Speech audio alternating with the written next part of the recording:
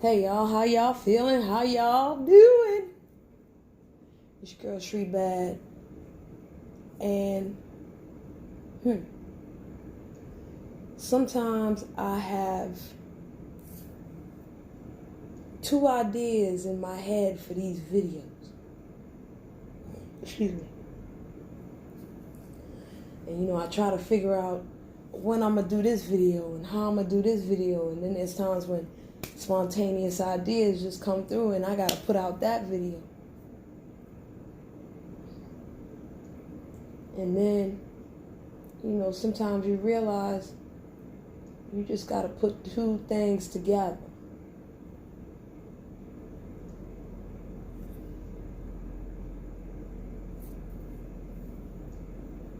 I don't know how this video is gonna unfold right now. There's a lot of things I want to talk about. First thing I'm going to talk about are these viruses. I mentioned in the past that, certain viruses have exploded. Just when we thought they was in remission. Hey, nature boy. Hey, nature boy virus.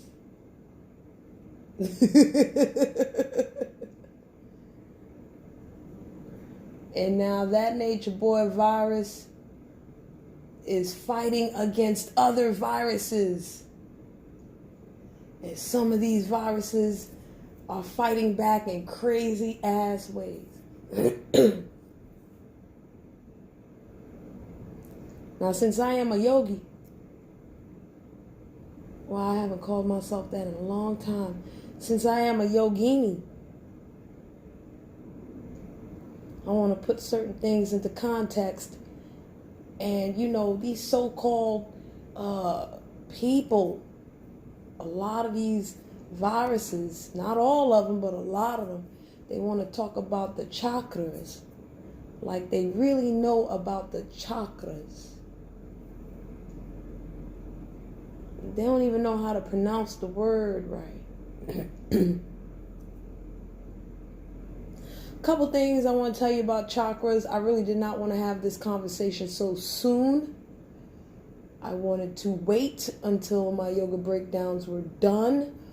But instead of me getting upset with life, watching other people talk about what they don't know, I might as well hit it in a context for you.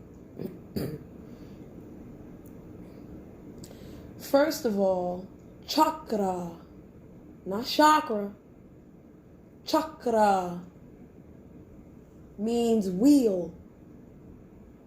And supposedly these wheels turn and spin when the kundalini is awakened at the root chakra.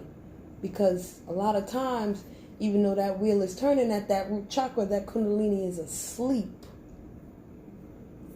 It is said that if your chakras do not spin, you will not live. It's the prana that gives these chakras the energy it needs for you to just sustain yourself. All right?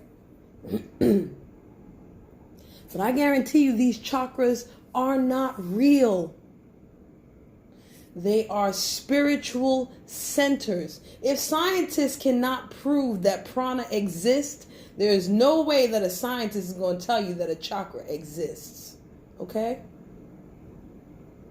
All these things are based on meditations and expounding on certain truths that everybody can see. A group of people could see at different times or at the same time. They just happen to huddle up and say, hey, I thought about these things called chakras. Me too. When I thought of this area, this color came up and that color came up. Word, me too.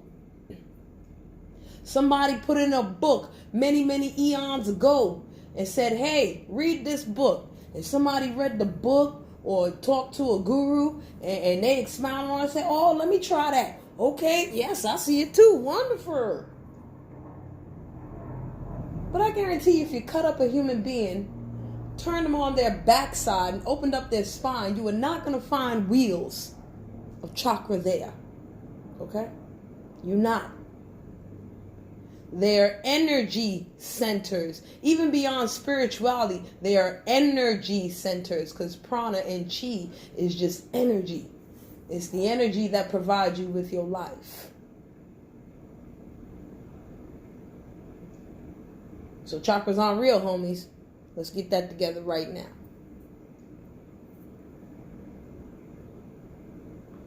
I don't know if astrological programming is real, but I know that if I look at certain points in the sky, at certain points in time, at certain places, I'm going to see certain astrological constellations, right?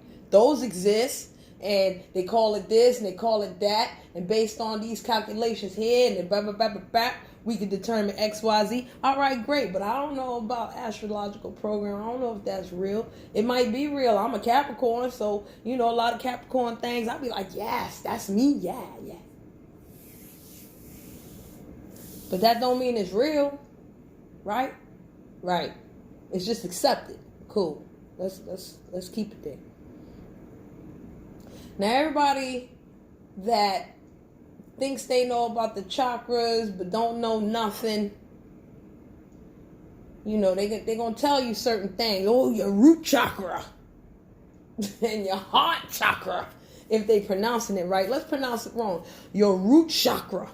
Like it's going to shock you like electricity. It's the kundalini that shocks you like electricity, not these precious chakras, okay? And just like everything in life, there's a good aspect of these chakras, and there are negative and positive aspects of these chakras. You generally want these chakras to be in their positive aspects as the kundalini rises up towards the top of your head. But right now, we got kundalini shaking up at the bottom, and it wants to rise up, but it's going to rise up in negativity, and that's causing problems. Problems upon problems. One of these days, I'm going to talk about Ayurveda, okay? And according to Ayurveda, there's something called prajna parada. Crimes against your own nature. And this is considered to Ayurveda, the science of yoga and Indian traditional medicine, the leading cause of disease. If you apply this to the chakras, right? When you do the negative aspects of these chakras, you are generally committing crimes against your own nature. Okay? If we want to put it in this context of the chakras.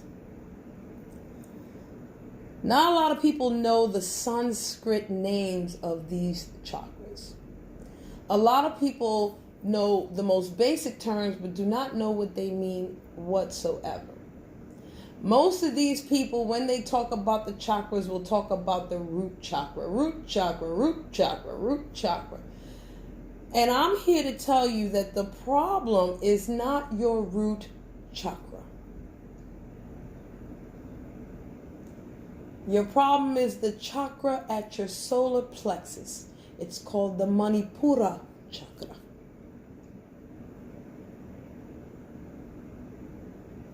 A lot of these so-called gurus and teachers and blah, blah, blah, they cannot teach you from their heart.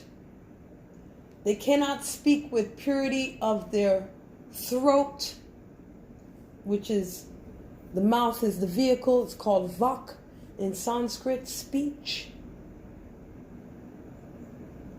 They cannot see with their third eye. So they cannot reach enlightenment. Not the enlightenment that you all want.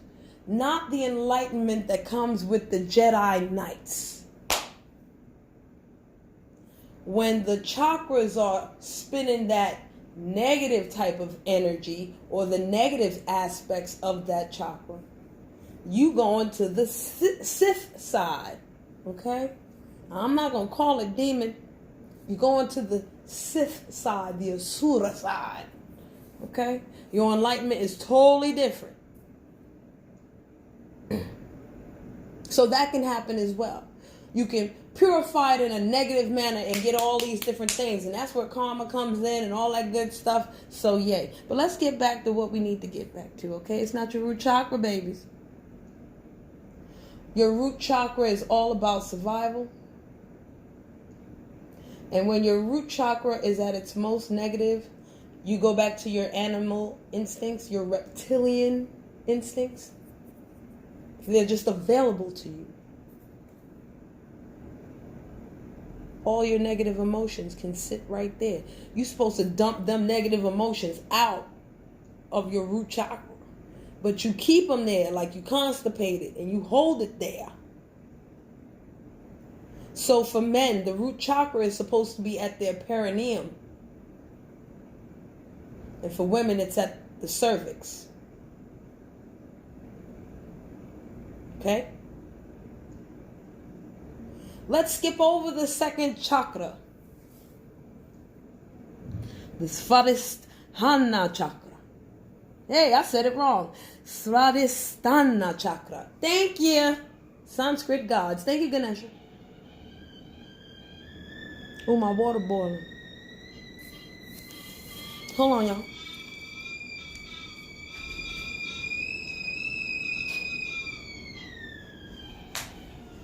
Yeah, we're going to skip over that because, we already there. The second chakra, which is located in a woman's womb, men under the navel, what probably would be called the Dantian in traditional Chinese medicine. Yeah, that's all about creativity, and the negative aspects of that are fear, doubt, worry, anger, and all that's at the root chakra. Okay, well, base, I'm sorry, not even anger, my bad, just like the base elements of animals. Okay, no regard for a higher life form, no regard for nothing. But I digress. So here's the problem.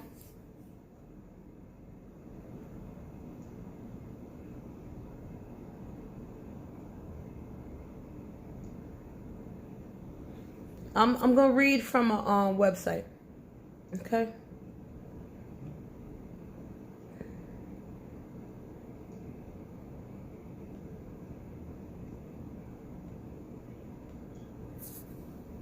Oh yeah, and the root chakra is called the Muladhara chakra. All right, sorry y'all.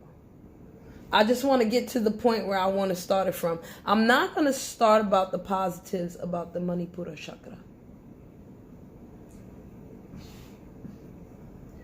The Manipura chakra is in the middle of the abdomen behind the navel. Okay, remember I said the second one is under the navel. They're not far away from one another. Its counterpart in the body is the solar plexus. Like I said. Yay! Like I said, I'm not going to talk about the good stuff. All right? I ain't ready for that yet. Where am I going to go? Right here. Boom! Don't worry, I'll put the website in the link, and trust me, it's not Wikipedia. Okay?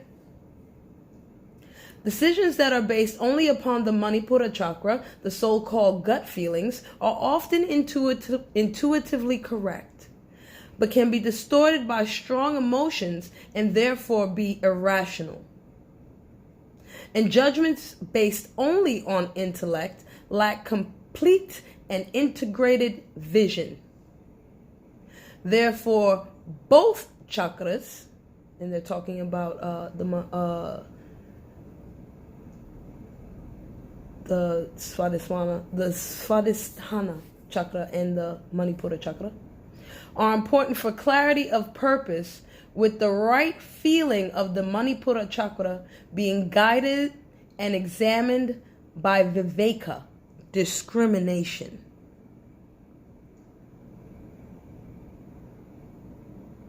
A quality of the Agya chakra. And that's the third eye chakra. Oh, that's the chakra they're talking about.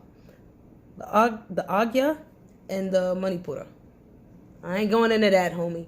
Just get that middle part up in there, okay? Okay? Self-awareness and self-confidence are other pearls of the Manipura chakra. Until we discover these pearls within us and raise them into the light, we live in constant fear.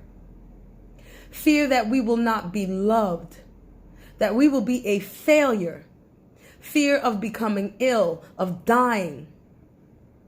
Many of our fears are produced by blockages in the Manipura chakra. The Manipura chakra is closely connected to the psyche. Psychic problems frequently give rise to digestive problems. For example, many people react to fear or stressful situations with abdominal pain or diarrhea.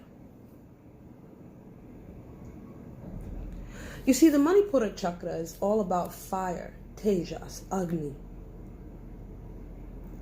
There's the digestive fire. There's the fire that produces body heat. There's the will of fire. And it's said that those things come from the Manipura chakra.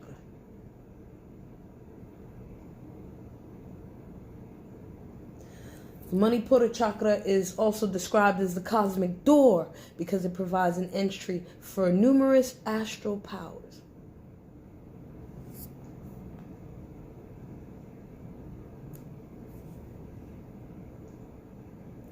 On a physical level, the function of this chakra is similar to that of a fireplace. Foods that have a strong positive vibration are grains, nuts, fruits, and vegetables. So just as bad wood does not burn well, food of a lesser quality also generates less power and poorer health. And heated reactions such as rage, anger, and aggression also draw energy from the Manipura chakra, and as a result weaken it. An imbalance or blockage in the Manipura chakra paralyzes and destroys our energy and triggers diverse physical and psychic problems. If we are unable to think clearly, to express our thoughts and feelings, or if our mind is foggy, there is often a disturbance in the Manipura chakra. It goes on to list many diseases that, they believe that's associated with the Manipura chakra. Then it also starts to tell you why you shouldn't eat meat. I ain't reading that. I eat meat.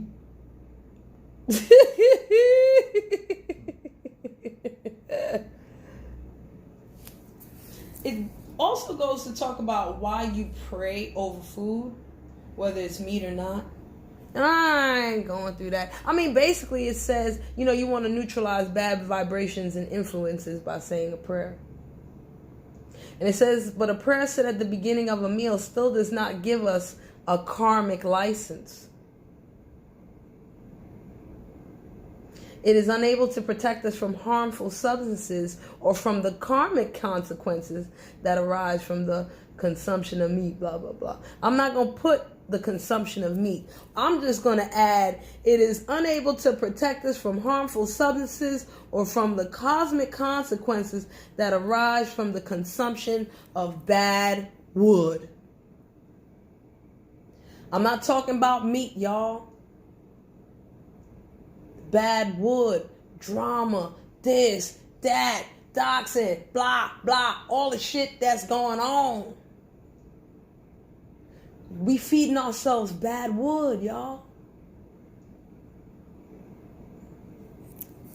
I don't have to talk about the food that comes from meat.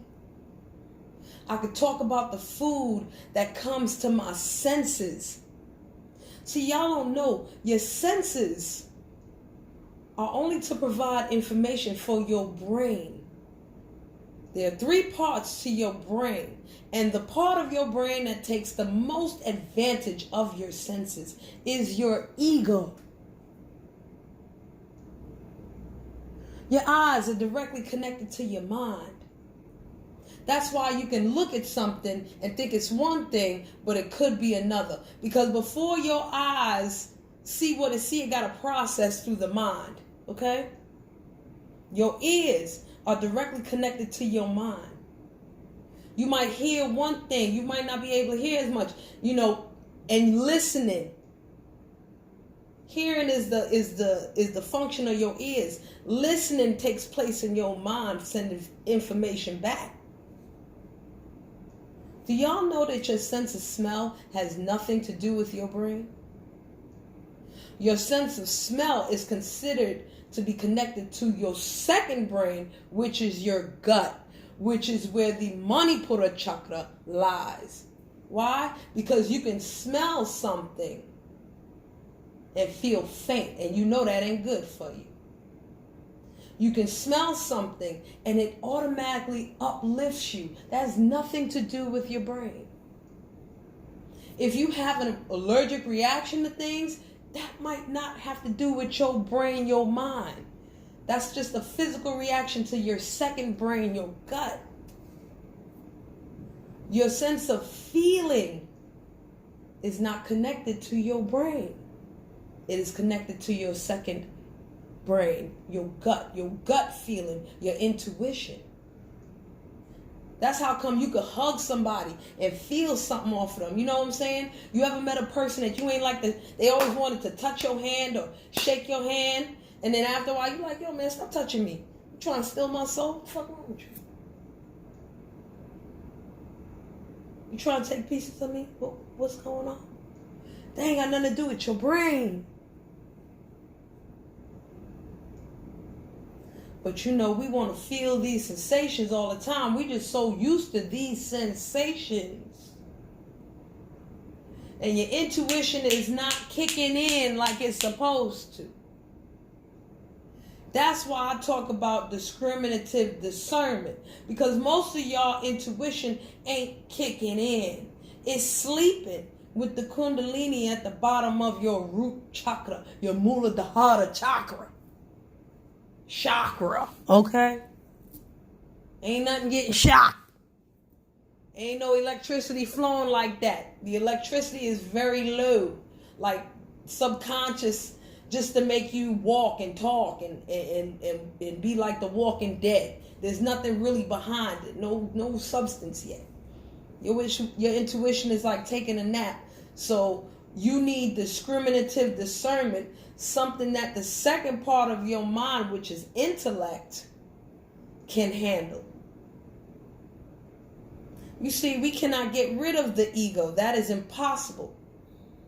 What you want to be able to do is restrain that ego a little bit. You know what I'm saying? Don't make your ego use your senses to something different.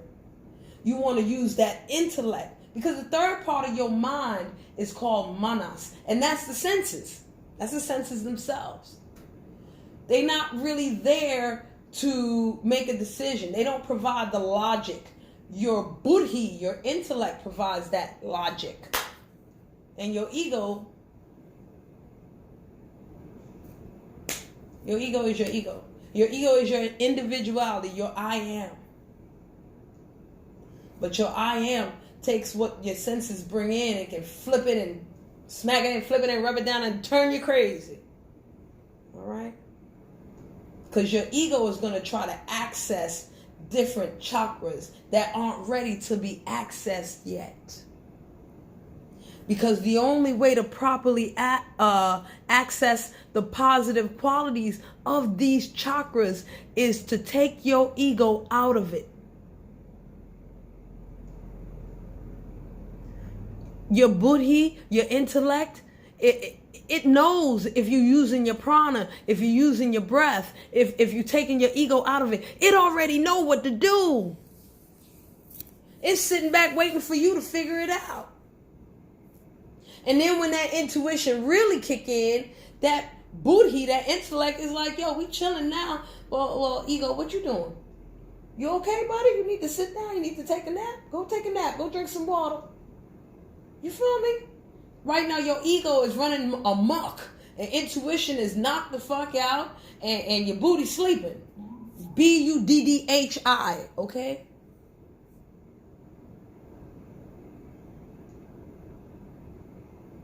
It's going to take too long for me to tell you how to fix your Manipura chakra.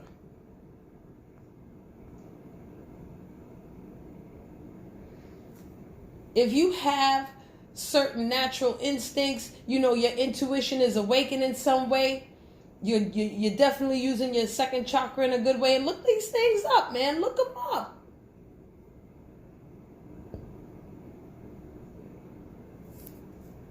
Look them up. When you got your Manipura chakra activated in a positive way, you can access that prana to turn that fire into something productive. Remember, fire is what make your food cook, okay? We needs it for something. It's not that bad. We can restrain it, not even control it. We can restrain it. You know what I'm saying? And coexist with it. And it takes the oxygen, the prana, to keep that fire burning in a good way. Once you got that Manipura chakra popping, your heart chakra, your throat chakra, your third eye chakra, and the super duper chakra, that's what I'm going to call it, is going to be popping. These gurus, these fake ass teachers, these so-and-sos, they hitting you from all different types of chakras that they can't even access yet. They want to tug at your heartstrings. They want to do this and they want to do that. Yo, find a teacher that's going to tell you how to properly survive in this world. When a teacher can tell you basic survival skills in this world, you can solve certain crimes against your own nature. The other day, my teacher showed me how to make rose water. What that got to do with survival, Drea? Hey, we don't know. The apocalypse might come at any time. At least my face will be cool. And I could drink it if I have to. It'll be safe for me. It'll be good for me. Right? Let's give a better example. My teacher taught an anti-abduction class. How's that for survival? How's that for hooking up your root chakra?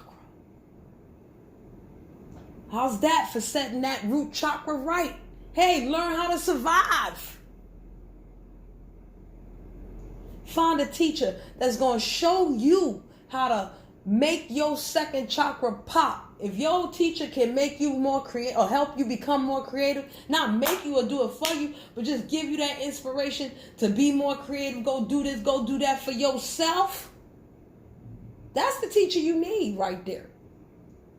And then, if you got a teacher that can hook you up on the Manipura chakra, that third joint, you really think you need that teacher for the rest of them? You going to college. Them the teacher you want in your life.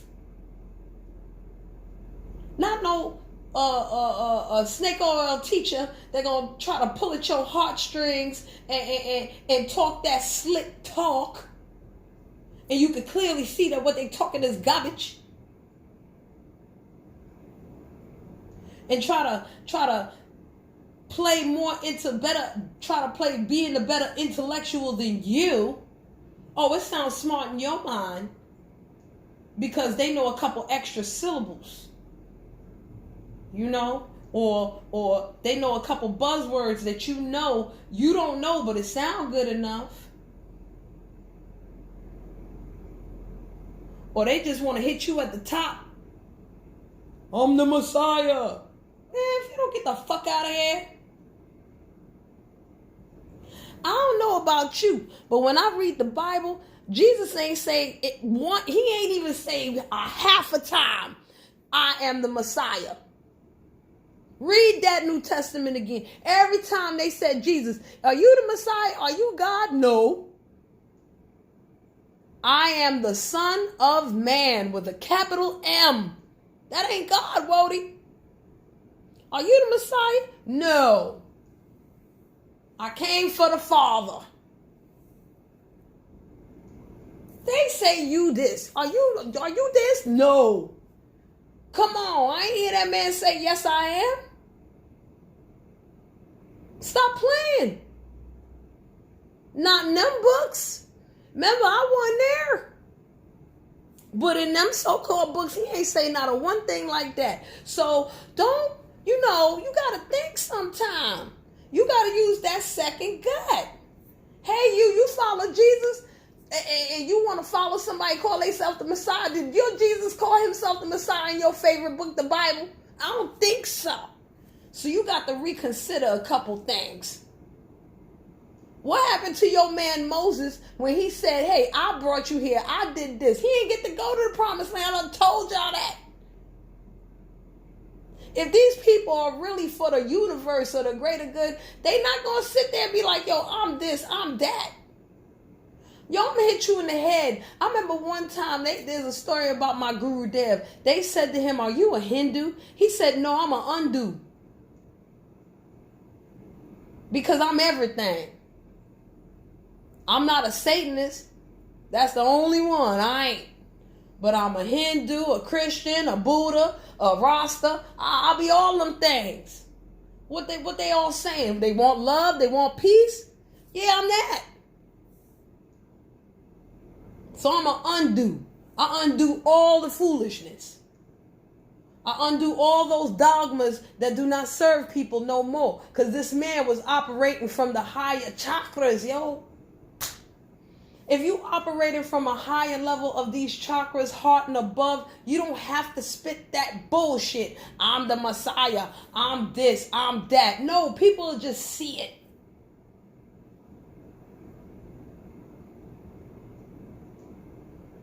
We gotta spit that dumb shit all day.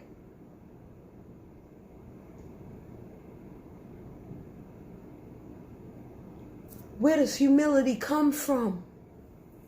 A lot of people can't access that. This is why I wanted to talk about the chakras after my yoga breakdowns. But it seems like with these viruses busting out the mainframe, inciting violence, it's hard for you to tell nowadays. Not me, but the masses. It's hard for them to tell who is panacea and who is virus. Because the virus is going to make the panacea look like a virus with their fear-mongering tactics that shall not work.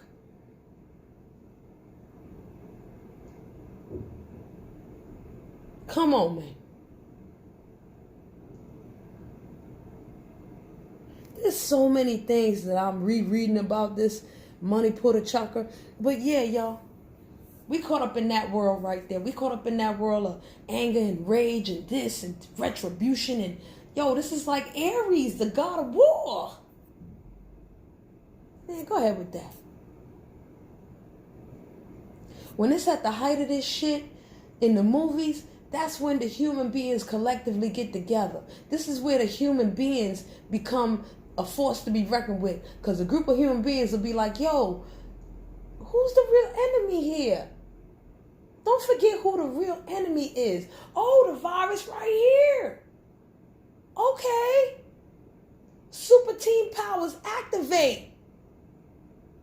Sisterhood powers activate. Stop with the distractions, y'all.